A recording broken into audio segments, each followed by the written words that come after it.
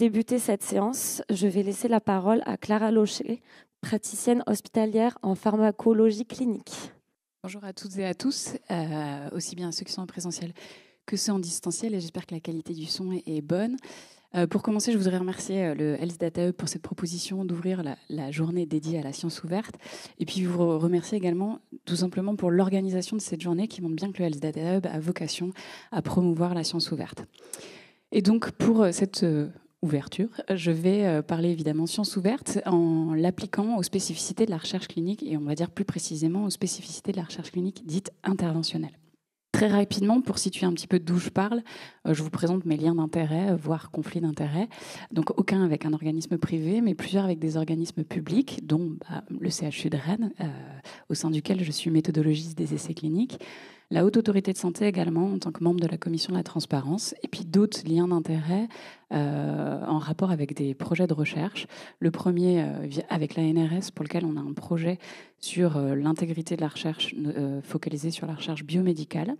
Et pour le Work Package que je coordonne, il est grandement facilité par la mise à disposition d'une base de données open source sur les éditeurs de plusieurs milliers de journaux. Donc je remercie les chercheurs pour cette attention de partager leur base de données.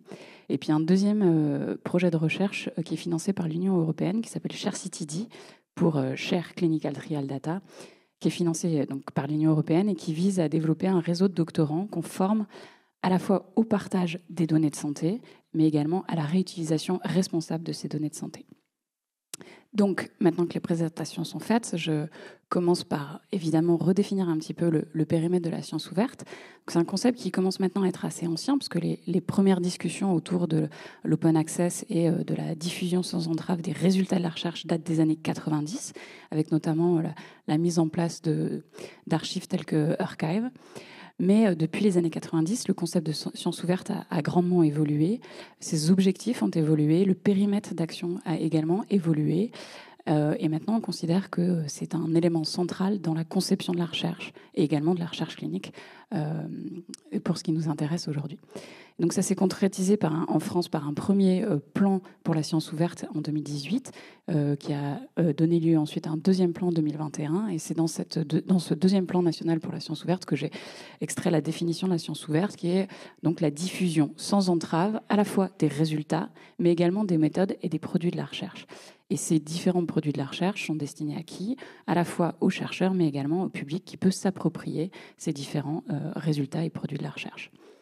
Donc, ça a complètement bouleversé la conception de la recherche clinique, en tout cas, et vraiment toutes les étapes d'un projet de recherche clinique sont impactées par l'application des principes de science ouverte. Je ne vais pas évidemment tout détailler en quelques minutes. Je vais m'intéresser essentiellement aux modifications que ça a apportées sur le partage des protocoles, sur le partage des données individuelles et sur la communication, l'impératif de communication des résultats.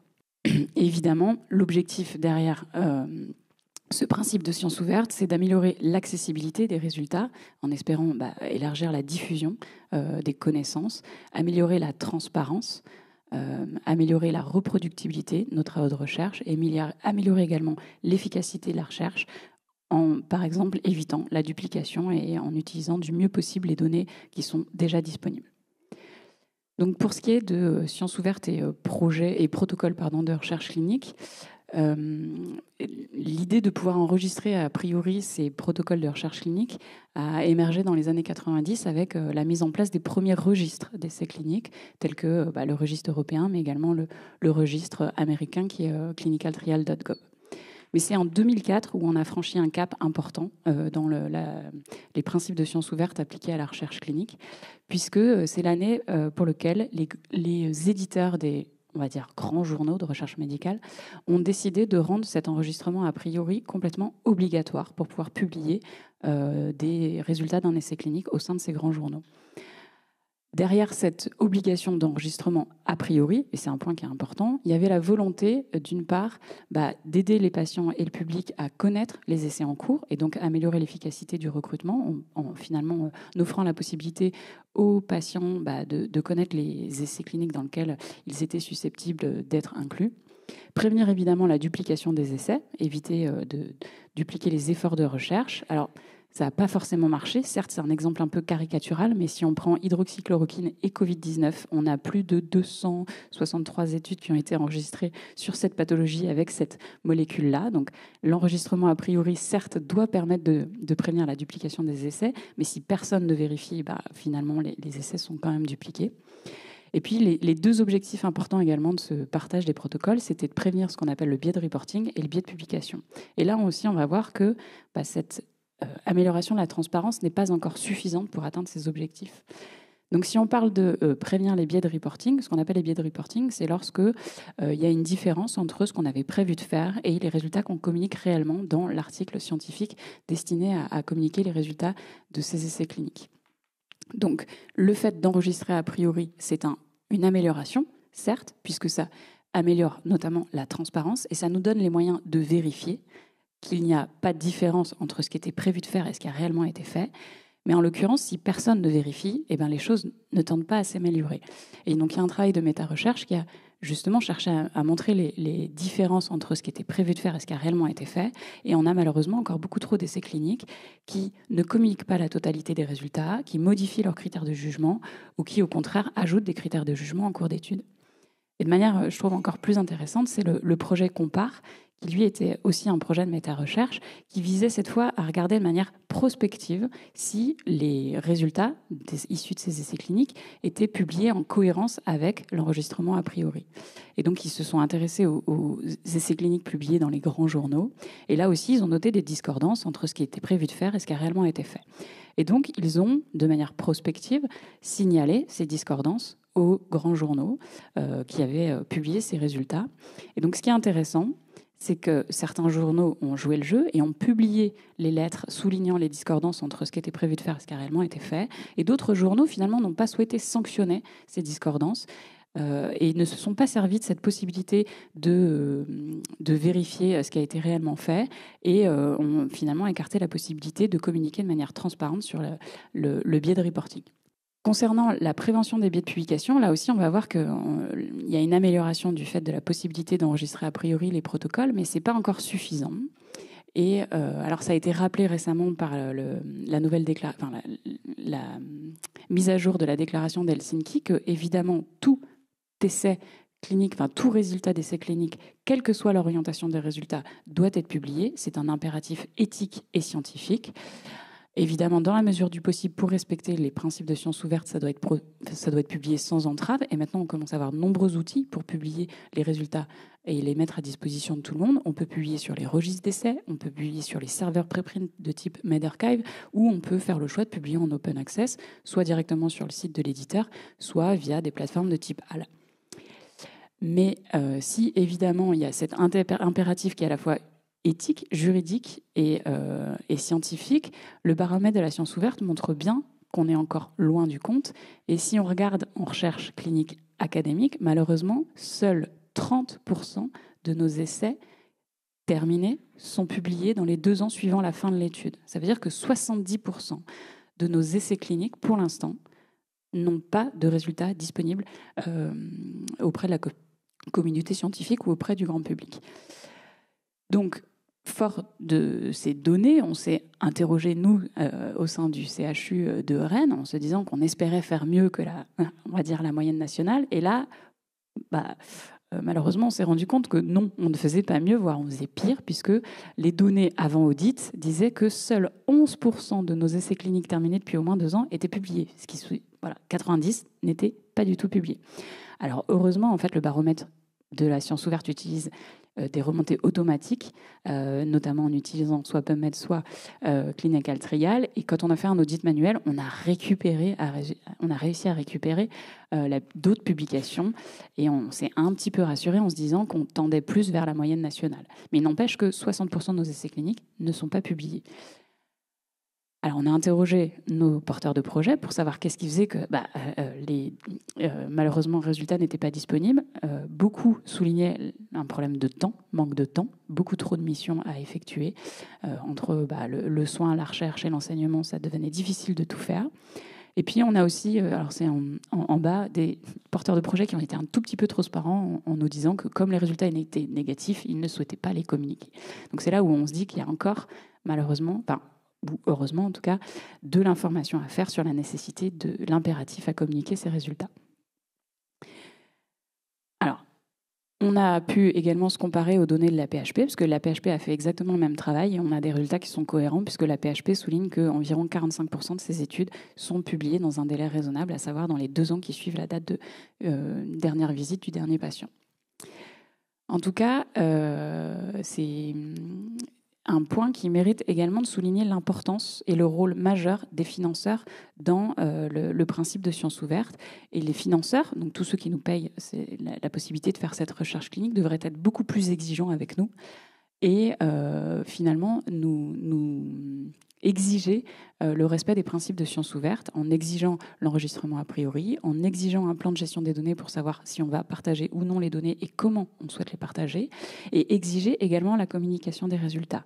Et ça, alors si vous en avez entendu récemment, ça fait un petit peu de bruit, nous, au sein de la communauté recherche clinique interventionnelle, puisque ce rapport interministériel a suggéré que la dernière tranche d'obtention des projets qui répondent à l'appel d'offres des GOS soit conditionnée non plus par la soumission d'un article, ce qui ne signifiait pas nécessairement que les résultats étaient communiqués, mais bien par le posting des résultats.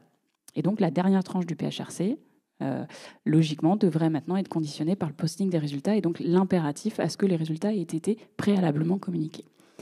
Inversement, si le financeur accepte de jouer ce rôle et d'être un peu plus exigeant envers les porteurs de projets sur le respect des principes de science ouverte, il faut aussi qu'ils prennent en compte le fait que pour respecter les principes de science ouverte, on a besoin de temps, on a besoin de ressources humaines, et donc il va falloir financer tout ce temps nécessaire à l'enregistrement a priori, à l'élaboration d'un plan de gestion des données et également à la mise en ligne, au posting des résultats, puisque pour l'avoir fait en pratique, c'est quelque chose qui prend entre 2 et 3 jours si on souhaite communiquer sur un registre de type clinical trial.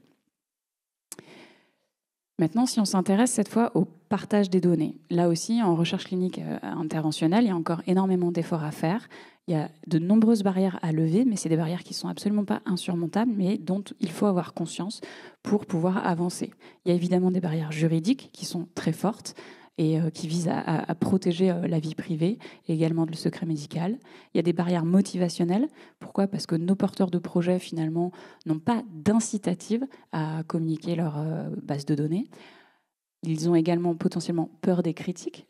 Être trop transparent, c'est prendre le risque de montrer qu'on a malheureusement fait une erreur. Et pour l'instant, c'est quelque chose qui est assez mal perçu. Alors qu'au contraire, ça devrait être bien perçu parce que ça permet de corriger la science. Et c'est un élément qui est extrêmement important. Et puis, évidemment, il peut y avoir des accords ou compétitions sur la partie réutilisation des données. Il y a évidemment, donc je l'ai souligné juste avant, un manque de ressources financières pour pouvoir mettre en œuvre le partage des données individuelles des patients. Et puis des barrières, on va dire, un peu plus techniques. Le manque de normalisation, qu'est-ce qu'on fait des données manquantes, le problème de barrières linguistiques sur les dictionnaires de variables ou l'absence de métadonnées qui permettent d'identifier assez facilement les bases de données et les ressources qu'on peut mobiliser pour de la réutilisation de données. Donc ça, c'est un premier élément et il faut travailler à lever l'ensemble de ces barrières afin d'améliorer, d'augmenter le nombre d'essais cliniques pour lesquels les données individuelles sont partagées. Alors évidemment, le partage des données en lui-même n'est pas suffisant, puisqu'il va falloir, si on les partage, c'est avant tout pour qu'elles soient réutilisées. Et pour qu'elles soient réutilisées, il faut qu'elles respectent un certain nombre de principes, qui sont les principes FAIR, pour que les données elles soient à la fois faciles à trouver, elles soient accessibles, elles soient interopérables et elles soient réutilisables. Et ça aussi, pour transformer ces données et les rendre réutilisables, c'est quelque chose qui demande énormément de ressources, particulièrement si ça n'a pas été pris en compte dès le début de la phase de conception du protocole de recherche clinique. En pratique, est-ce que les données individuelles actuellement sont partagées ? Sur les données académiques, je ne crois pas qu'il y ait eu de projet de méta-recherche qui essaye de valoriser ou de mettre en lumière le partage des données issues de travaux de recherche clinique. Par contre, ça a été fait sur la recherche industrielle. Et vous avez un audit assez récent qui montre qu'en fait, c'est très variable d'un sponsor à l'autre. Vous avez des sponsors qui partagent facilement, entre guillemets, leurs données, et d'autres sponsors qui ne les partagent pas. Ici, vous avez la liste des 10 molécules les plus utilisées en oncologie. Et ce qu'on voit, c'est qu'effectivement, pour certaines molécules, 100% des essais cliniques sont susceptibles de partager leurs données individuelles. Et puis, on a 2 outliers. pembrolizumab et nivolumab. Pourquoi 2 outliers? Parce qu'ils ne partagent pas leurs données, non seulement, mais en plus, ce sont des molécules pour lesquelles il y a eu énormément d'essais cliniques. Une 30aine pour pembrolizumab et une 20aine pour nivolumab. Et il y a une volonté manifeste du sponsor de ne pas partager ces données. Et c'est particulièrement embêtant puisque au même moment où je lisais cet audit, il y avait une dépêche APM sur les molécules inscrites sur la liste en sus. Et ce qu'on voit, c'est que pembrolizumab et nivolumab, c'est quand même c'est le top 3 des molécules les plus utilisées en France. Et pembrolizumab, on estime qu'il y a environ 1,4 milliard qui sont dépensés chaque année pour cette molécule.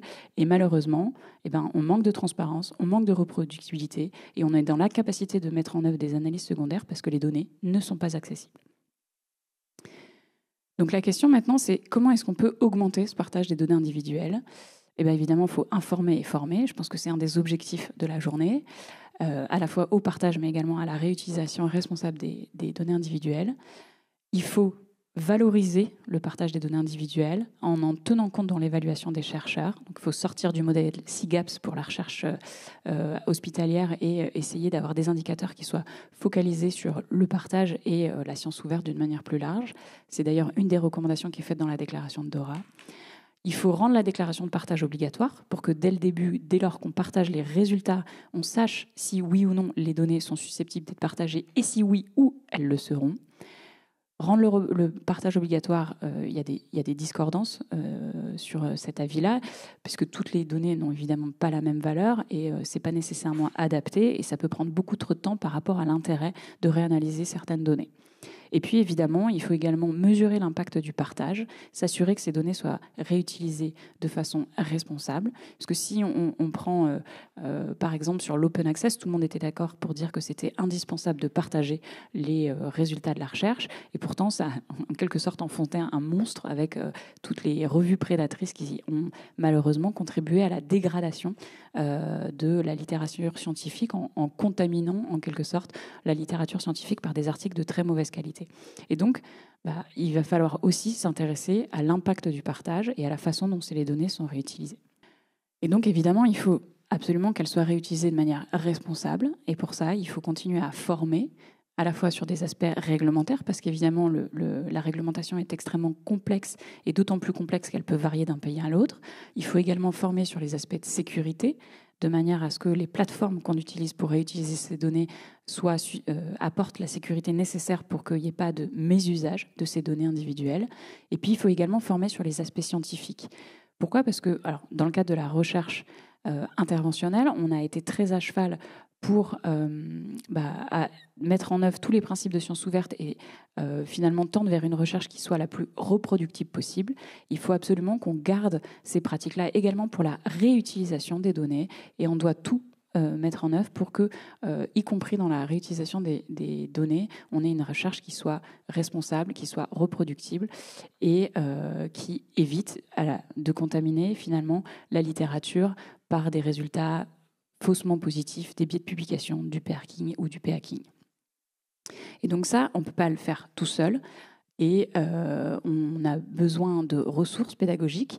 Et pour ça, vous avez notamment le Laurier, donc l'Organisation pour une recherche éthique et responsable, qui justement cherche à mettre en œuvre et à diffuser des supports d'information pour former et informer tout le monde sur la manière de concevoir une recherche éthique et responsable. Et puis vous avez, donc là c'est un petit peu focalisé sur la recherche en santé, puis vous avez d'autres réseaux, par exemple le réseau français de la recherche reproductible, qui ne sont pas nécessairement focalisés sur la recherche en santé, mais qui apportent également des éléments et des outils de communication et d'information sur la mise en application de ces grands principes de la science ouverte.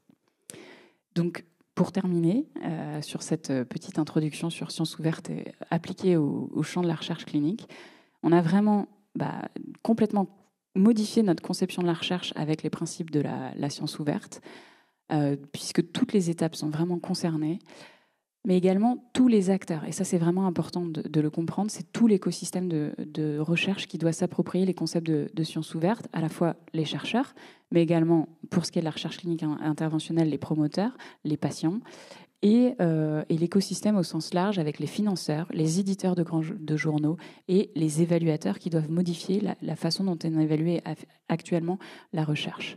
Et pour ça, il faut mettre en place des incitatives qui soient focalisées sur la science ouverte de manière à améliorer le partage, la publication des résultats, la publication des données individuelles.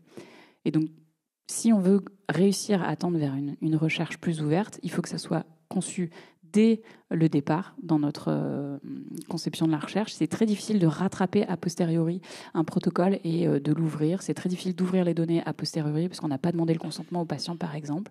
Donc ça doit impérativement être imaginé dès la phase de conception.